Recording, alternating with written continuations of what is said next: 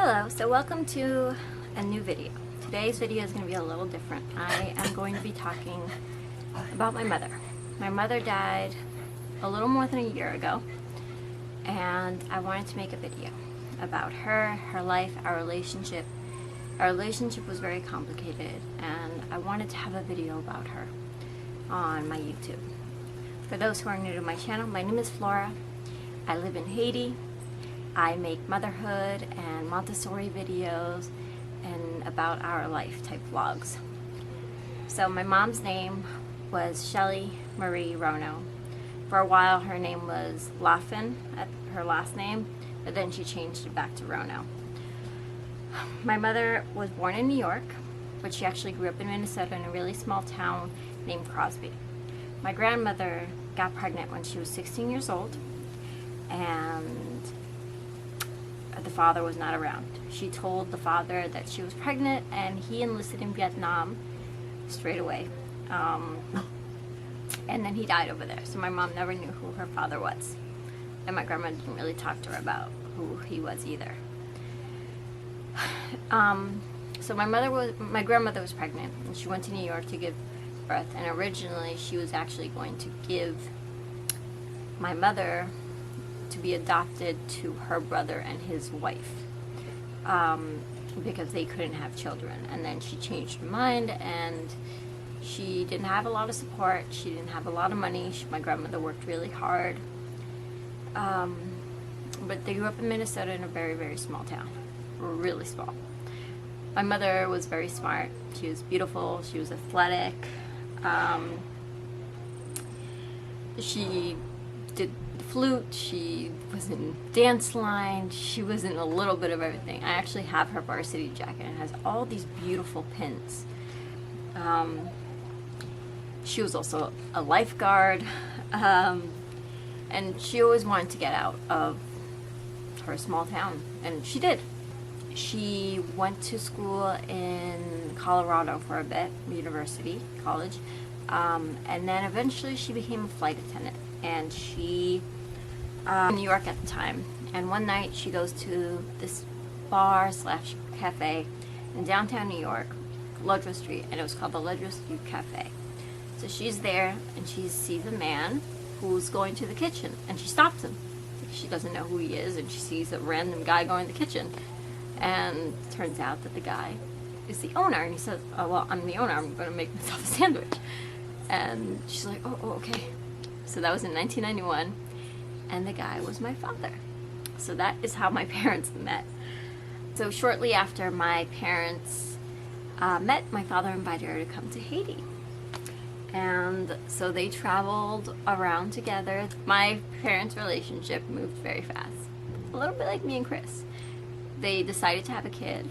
They conceived me. My mother actually told my father this. They were in Paris at the time, and my mother put her pregnancy test on my father's breakfast plate, which is a little gross, but they were very happy. And so my grandmother was getting remarried to my grandfather. His name was Leroy. He passed away from cancer when I was young. I thankfully got to see him before he died. I actually went to Minnesota to see him. My mom came as well. And so as a wedding gift, she had a picture of of her ultrasound, and she gave it to them.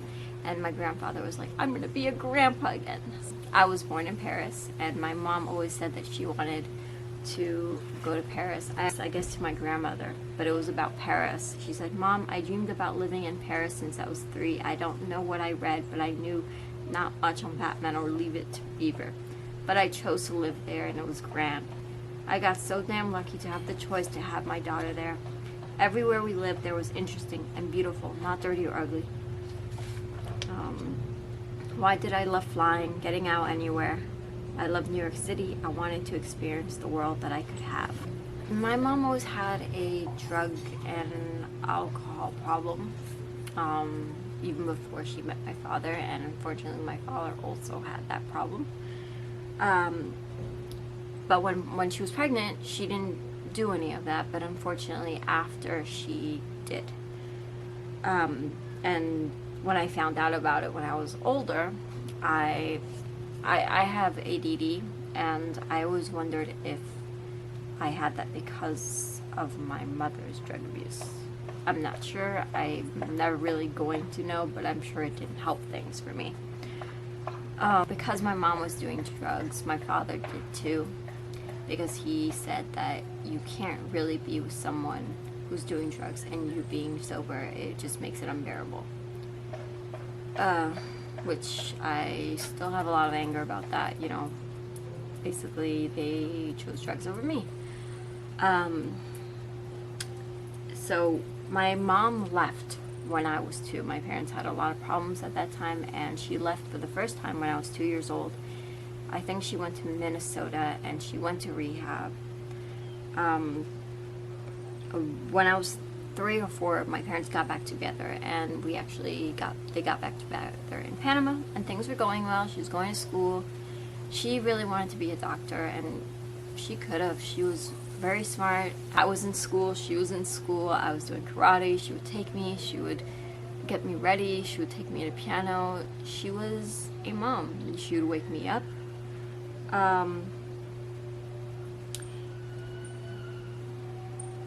And then suddenly things started to fall apart. She was doing fine, and then she met this classmate who actually had her name too. Her name was Shelly, and she started doing drugs again, and that's when things started falling apart. It was in Panama. I remember my parents fighting, and I remember being outside their door while they were fighting and crying and peeling the paint off their door. And then the day I will never forget, probably for my entire life. I can remember it like it was yesterday. One day I woke up, and I thought it was strange that my mom didn't wake me up, because she always woke me up no matter what, even on the weekends. And I woke up and I called out. I walked around the apartment and I called, "Mom, Mom." No one answered. Finally, I went into their bedroom, and my father was there. And he was sitting on their bed and looking down, and I asked, "Where's Mom?" And he says, "Gone." And I looked in her closet. All her clothes were there. Everything all her belongings were there. So it made no sense. That my mom was gone. The last time I saw my mom in Panama, it was before I had to go to karate. And my father took me to a hotel. And I remember seeing my mom, and I remember crying. And I remember me holding her, and her kissing me, and saying that she loved me. And then she was gone. I don't know.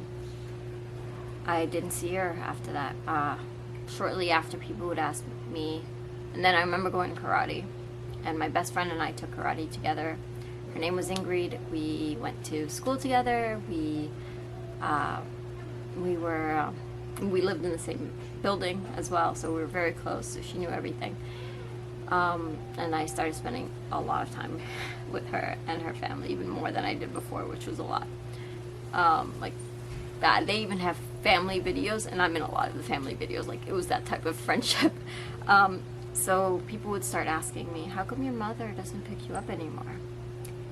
And my friend would say, "Don't ever ask her about her mother again."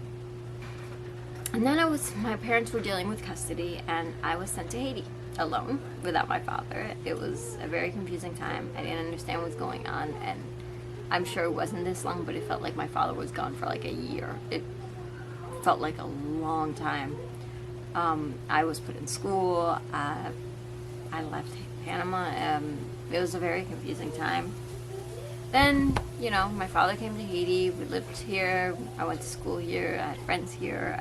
My father would go back and forth. He would go to America, and so I lived with a family here, a Swiss Haitian family. Then eventually we moved to Israel and Ukraine, then Panama again, and then New York, and then Argentina, and then LA. But when I was 7 and living in Israel, I would still talk to my mom, and my father always told her where we were, It was kind of part. My father got sole custody, but he always told her where we were, like where we were living. So he always sent her pictures and everything. But when we were living in Israel, at that time I felt very abandoned, and that's, I think, when I learned that she did drugs, and my father was starting to tell me things a little bit about that, and I felt very abandoned. I also felt like maybe she wasn't my real mom. I felt like maybe the fact that she could leave me was because I wasn't hers, and maybe and she didn't love me. I know that's not true, but I was 7 years old. I was 4 or 5 when she left. I was young, and it hurt, and my father kept telling me how my mom was very broken and that I should help her, and I kept saying, that's not my job. Her job is to take care of me, not the other way around. I was angry. So I was hurt, I was angry, and so I stopped talking to her. She would call and I would hang up. So the only time I would actually talk to her was if my father literally put the phone to my ear. I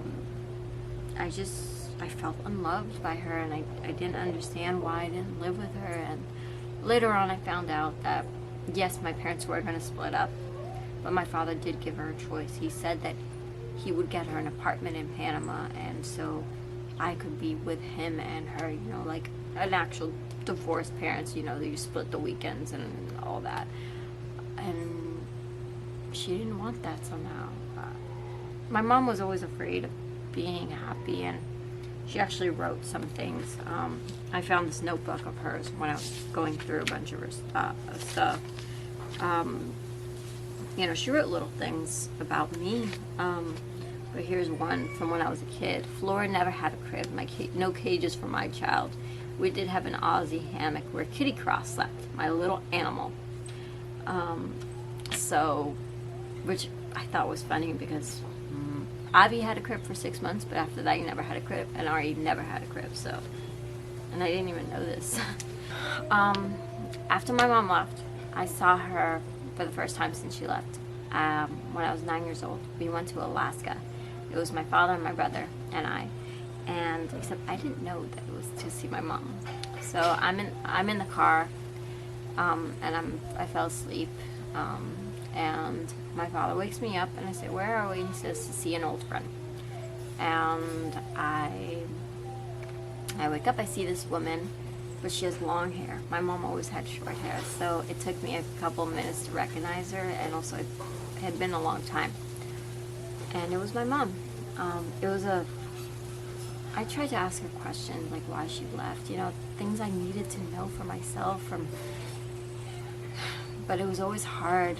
I think talking about the past, and I know she had a lot of regrets, was really hard for her. My mother and I then moved to Argentina, and then I made a movie, and I went back to Argentina after making my movie, but then eventually I had to move to LA for my acting career. So I was living in LA with my brother, and my brother had to adopt me, and so I had to get my mom to sign the adoption papers, say yes, you can get adopted, which took a while. And I basically told her, look, if you sign this paper, I will have more of a relationship with you, I will talk to you more, which I did. So she then eventually came to visit me in LA with her boyfriend Matt, and my acting coach was also living with me at the time. His name was Bill, and she really knew him. He was an old family friend, and we went to the mall when she was there. We went to this museum. We had sushi.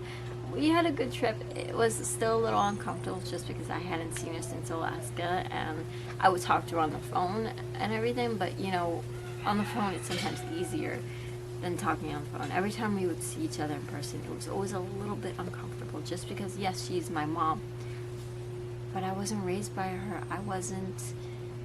It was always uncomfortable. It was just awkward, and sometimes I didn't know what to say. It was just hard. I mean, it was a good trip to LA. I think I was 13 at the time, which meant 4 years since I had seen her in Alaska for those 2 days. So senior year, you know, we would talk even before that, but senior year I was applying to all these colleges and everything, and I found this that she wrote about me. Now student Flora will be 19, January 11, 2012. She's done exceptionally well at choosing colleges that are so well out of my range, even when I was a smart girl. Different interests, but what an intellect lovely as. She's interested and interesting. She's less fearful than I was than I am. Bravo to her, bravo to Harley, bravo to all of her friends, bits of pieces of family along the way.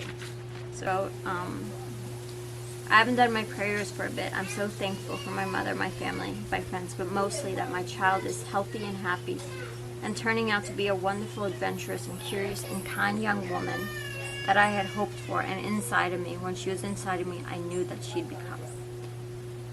So, yeah, it's just nice to read this. It makes me feel a little closer to her, and that sometimes it was hard to see if she actually loved me, and he just proved that she really did, and that she was really proud of me. She always said that she was proud of me, but reading these just makes me feel closer to her in some way. So yeah, I talked to her about applying to colleges. There was a college, I remember there was a college that my father said I wouldn't get into, which I did. It was barred. And I told my mom that what my father had said, and I remember her saying, "What? You can get into any college. Don't listen to your father," type thing. You know, like supporting me, which was nice. And then she came to my graduation, and that trip was a little less great. You know, I felt uncomfortable. Again, as I mentioned, it was always very uncomfortable seeing her. Oh, I did forget. So the next time I saw her after the LA trip was she actually came again to LA for my 16th birthday. So that was 3 years later. It was good from what I remember. I remember talking to her. We talked about boys, talked about friends. She got to meet my friend. She got to meet my boyfriend at that time. But my birthday was going to be at Six Flags, and all my friends were coming. My brother, you know, Sue, and it was good. But she didn't really want to go to Six Flags, which I was kind of disappointed in. But you know, I felt like that trip was so quick. But I do have good memories. I remember us talking and us laughing. Because my brother and Sue were actually in Cuba, so I was staying at my brother's mom for a bit, and then my mom came, and then we went back to our house, well, the house I usually was living in. And so it was just us for a few days, and it was fun. I had a lot of fun doing that, actually. I think that was one of the good trips, from what I remember. I think that was the best one, where it was just me and her. So we kind of had to, you know. And then my brother came back, but it was still a really good trip from what I remember. I was disappointed, again, as I mentioned, that she didn't go to Six Flags with me and my friends, but then after we had cake at the house, and it was good. And then after that was my graduation, and that trip was less great. So that was another 3 years later.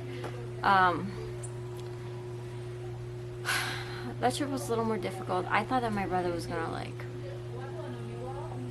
I was spending a lot of time with friends at that time. You know, I was graduating, and also my boyfriend. I was going to be going to New York soon because I got accepted to Sarah Lawrence, and I was going to go to New York also before that, in order to go on auditions for my acting career before starting school. And I thought my brother was going to say spend time with your mom, and he actually didn't. And the reason was because she was drinking a lot on that trip, to the point where some of my brother's friends saying, "Should we call an ambulance?" I didn't know this until later. Let's see. You know, so she came to my graduation, and honestly, I was just felt so uncomfortable and awkward, and you know, there are these moments. You know, after someone is gone, you think about everything you would have done differently, and there's so many things I would have done differently, to be honest. You know, you can sympathize with someone when they lose a parent or they lose someone close to them, but until you're in that position, don't know what it's feel like. You don't know how hard it is, because even though my relationship with my mother was extremely challenging in many ways, I still loved her, and it affects me every day, and I miss her every day. I wish I could call her, I wish I could hear her voice, I wish so many things, but I have so many memories, and especially from the early years before she left me, I look at those photos and I know she loved me. I know she was proud of me. I know that me and my kids are her legacy. We are the thing she was most proud of, was me and my kids. Okay. Oh, I also forgot, before my graduation, I did go to Minnesota, so I did see her before that. So it might not have been 3 years after. I just don't know how old I was at that time. It's still a little blur, but I did go to, when my grandfather was dying, I did go to Minnesota, and I did get to see my family. I remember my grandmother crying because it had been a long time since I saw her.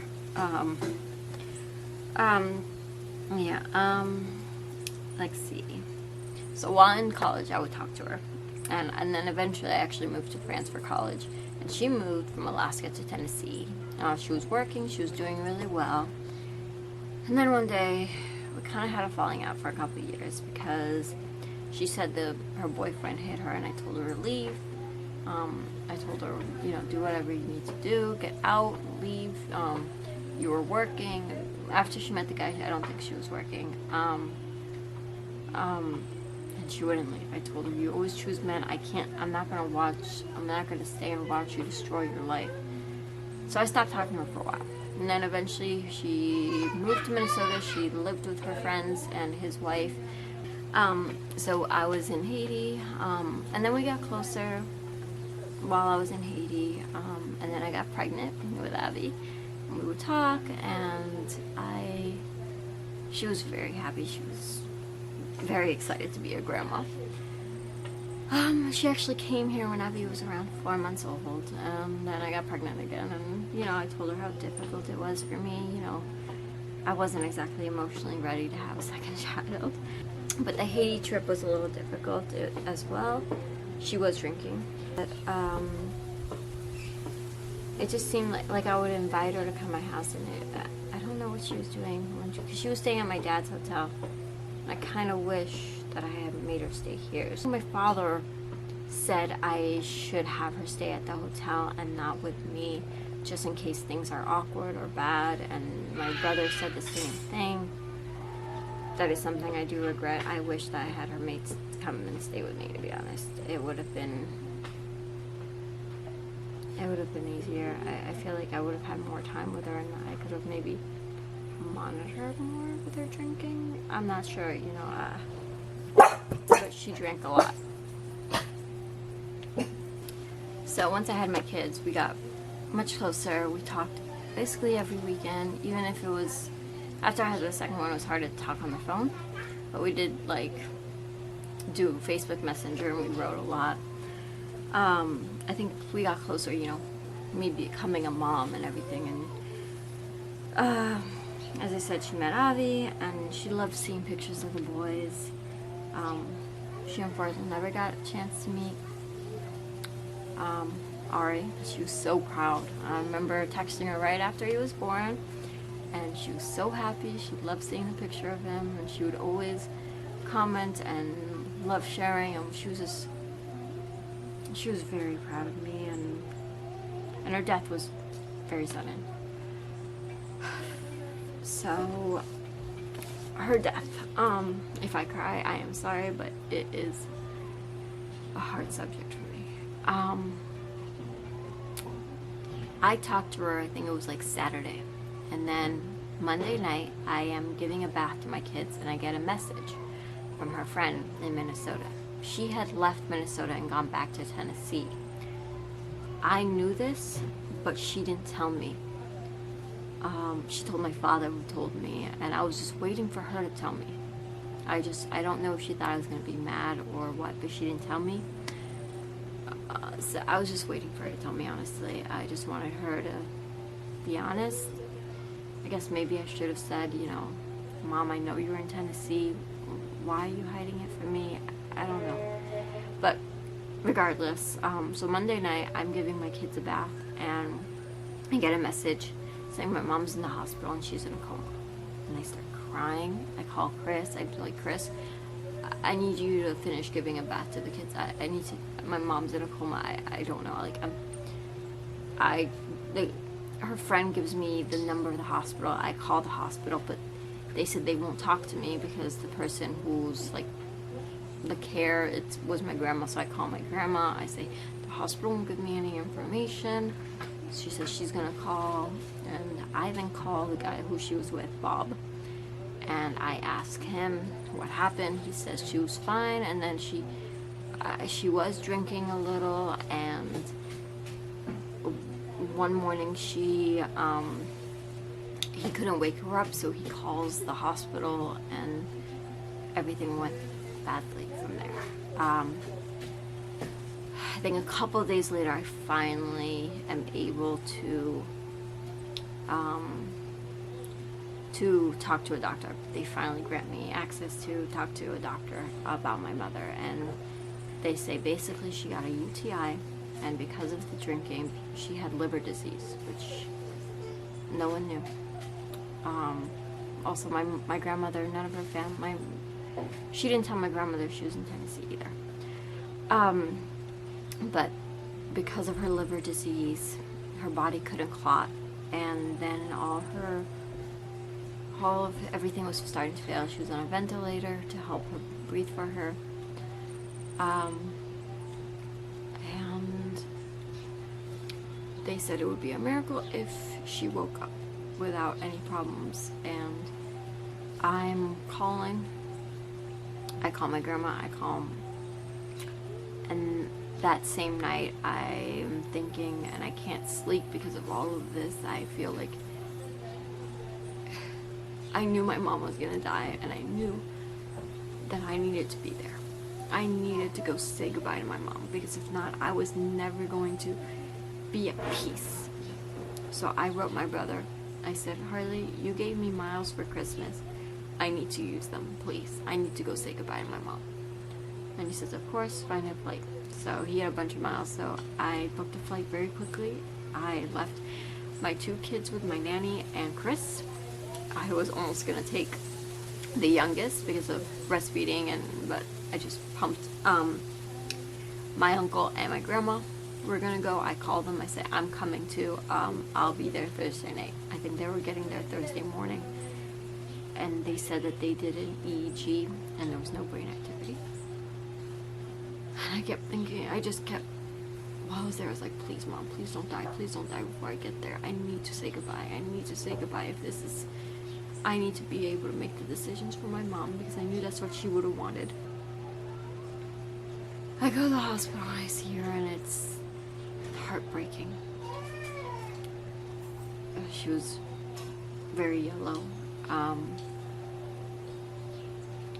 It was really hard to see that. Next morning, you know, I mean, my grandma that night was just talking to me and saying, you know, whatever you decide, we will honor what you want. Then, you know, she was asking me if we should do cremation, burial, what I wanted. You know, and that night was very hard. You know, I think I ate a little bit, and then I went to bed, and then in the morning, I woke up early. I decided that next morning, my uncle and I are talking about what I decided that my mom wouldn't want to be hooked up to a machine that's breathing for her. It's not what she would want.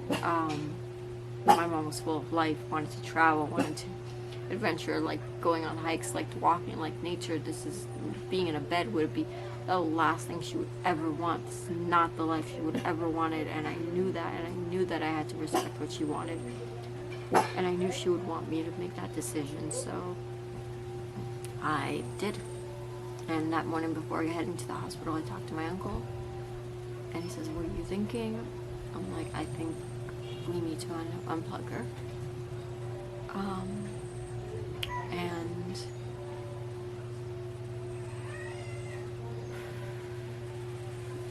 We also talked about cremation, and I said, you know, I think he says he has a plot, we can cremate her and put her ashes there. And I said, yeah, that sounds like something she would like, but I would also want some of her ashes to take to be with me, which I do. Later on, I picked out a beautiful box from FC, and I have her name, well, not her name, I have mom and her dates on there. And we go to the hospital, and I spent the day with her. I spent the day saying how much I loved her, and that I forgave her for everything, and I know she tried her best to be the best mom that she could be. Spent the day with her, saying how much I loved her, how much I forgave her, and I know she tried her best, that I will be fine, and I just want her to be at peace. And I remember the doctors coming in, and I remember them explaining everything, that there is really not much of a chance. And I remember wailing, crying, and my grandmother holding me. And my uncle and grandma gave me a lot of space that day to just be with her and to talk to her and to hold her hand, and I did. And it just, all of it felt like a really bad dream. Like I would wake up and this was not happening. You know, I knew that if there was a chance, her hearing my voice, that would have made her want to wake up. I know that. I remember just being there, and I remember being there, holding her hand while she took her last breath. She was there for my first breath, and I was there for her last. And I know that's how my mom would have wanted it. And there are so many days that I miss her. You know, I knew that I even told Chris that if I hadn't gone down there, I would have regretted it. At least I knew that I did everything. But a part of me, when I was making that decision, it felt like I was killing my mother. I know it's not true, but I know that doing this was the kindest thing I could do. Not letting her suffer. Because having that tube, there were times where she was like breathing over the tube, and it was like she was fighting the tube. And then the next day we were leaving. Before that we went to the funeral home. But after she took her last breath, I didn't want to leave her. It was so hard for me to walk out of that hospital. I remember my uncle saying, "Are you sure you're ready?" I'm like, no, but I'm never gonna want to leave. This is never gonna be okay. But I am grateful every day that I was there. I know that that's what she would want. I know that if she could hear me, that she is finally at peace. And my uncle and my grandma and I, we all planned her memorial and her gravestone while I was in Haiti, and we had her funeral, finally, her memorial in Minnesota. And me, Chris, and the kids flew down, and my grandmother got to meet my kids. My mom would have loved that. You know, one thing it did is it brought me closer to my mom's side of the family, because I never was really that close to them. I didn't grow up there. I didn't, you know, and I have cousins, and my cousins have kids now, and so it was nice to be able to feel that connection. And I went through her stuff while I was there, and I found all these notebooks and her notes, and this one I really like. Flora, your father and I danced at a wonderful party in the 16,000 small before you were born. We had such a wonderful time, and we're both beautiful and in love, awaiting your arrival. Let's see, potty training, bravo, me and Flora. Flora's graduation. I miss my Flora terribly. It hurts my heart. Always has. You expect your parents to pass away eventually, but when it's so unexpected, it's so hard. And I never thought I'd be making these kind of decisions for my mom. I never thought my mom would pass away when I was 27, and I never thought she wouldn't get a chance to see my kids growing up before they could even talk. I mean, she died when when Abby was only not even 2, and Carter was 4 or 5 months, and I know she loved him so much. And I never got enough time with her. I never did. And